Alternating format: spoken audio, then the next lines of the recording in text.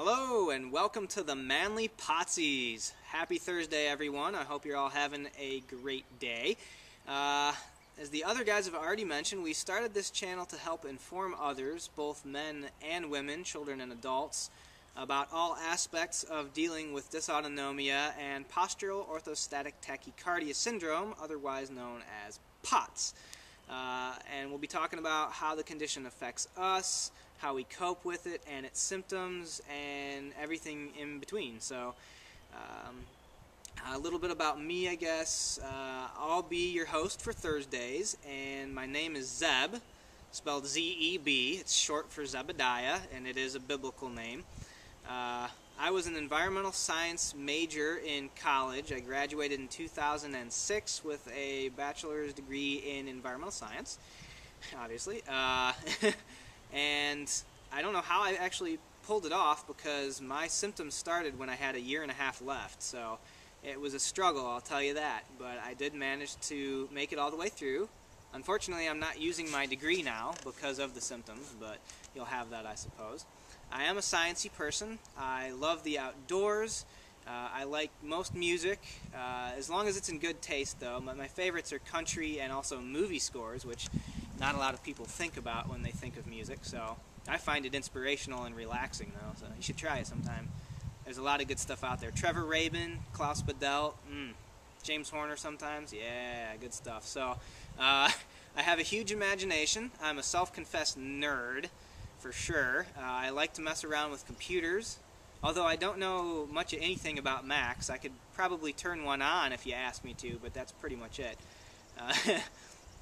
I love movies and home theater, projectors, big stereos and speakers, things like that. I've always been terrible at sports. In gym one time when I was in high school, they were having us do basketball, and I shot 50 times in a row and never made it in a single time. So that gives you any indication. It's not one of my strong points, but I can play disc golf relatively well. So if that actually counts as a sport, that's about as sporty as I get.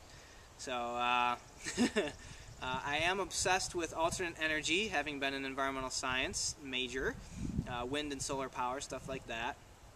I live out here in the country. I like to target shoot in the backyard. I've got a .22 and a World War II era 8mm Mauser and a 12-gauge shotgun. That's about it. But I don't like to kill things. I never have. Just targets, stuff like that. Paper, pop cans, things like that. So yeah, we actually have wireless internet out here because we're far enough away from any town or city that they don't run DSL or cable out. So we had to have a wireless connection that shoots about 5 miles away, and it's unfortunately shooting through some trees. So when the foliage comes in, we start losing our internet connection a couple times every month generally. So if I don't get a video up, I apologize in advance for that. I'm either feeling really bad or my internet's down, so there's nothing I can do about either one. Let's see, other stuff about me. Well, I used to love to travel. Our family used to take annual trips out to the Rocky Mountains or out canoeing, and I had a blast doing that. Although that's been pretty much non-existent for me ever since I first got my symptoms. It's something I'd love to get back to eventually, though. So I'm hopeful that sometime I'll be able to do that again. But I love photography and cameras and things like that. I've got a decent camera. It's a Nikon D70S, which is kind of old now. It's a 6.1 megapixel, but it takes really good shots. So I also love to play the piano, although the piano doesn't necessarily like me to be playing on it. I can't read music at all, so it takes me a really, really long time to be able to play anything with any amount of fluency. But I have a huge passion for it. I've always loved it, so I try despite my inability to read. I also have a somewhat unhealthy obsession with flashlights, which I'm not going to get into very much because it's kind of a weird hobby and I freak people out, but I do have more flashlights than the average person, I would say. I've probably got, I don't know, maybe 6 of them. But I will defend myself and say, you know what, Albert Einstein was also obsessed with light, and look where he ended up. So, yeah. Anyway, so about my condition, I've been sick for about 5.5 years now, since October of 2004. And it started out as just random bouts of dizziness every once in a while and gradually became constant, and I've had it ever since. Since then, however, I've gained more symptoms than just the dizziness. I've also, every once in a while, I get nausea. I get this weird stomach thing where it feels like my gut is imploding in on itself, and it makes it really difficult to breathe in or out. And that, oddly enough, some of the time I can actually remedy that by just eating a large meal. And it's not the same thing as just being hungry. I mean, it's pretty easy to tell the difference. They feel completely different. So I also get a fibromyalgia type of pain every once in a while where all of my joints feel like I have little knives stabbing into them. That one slows you down pretty good. I get little muscle twitches and brain fog and other things that a lot of people with POTS get. So, yeah, for anyone out there who doesn't know what the dizziness feels like, mine at least, I know we're all different, but my dizziness feels kind of like a cross between lightheadedness and unbalanced. It's not a spinning vertigo.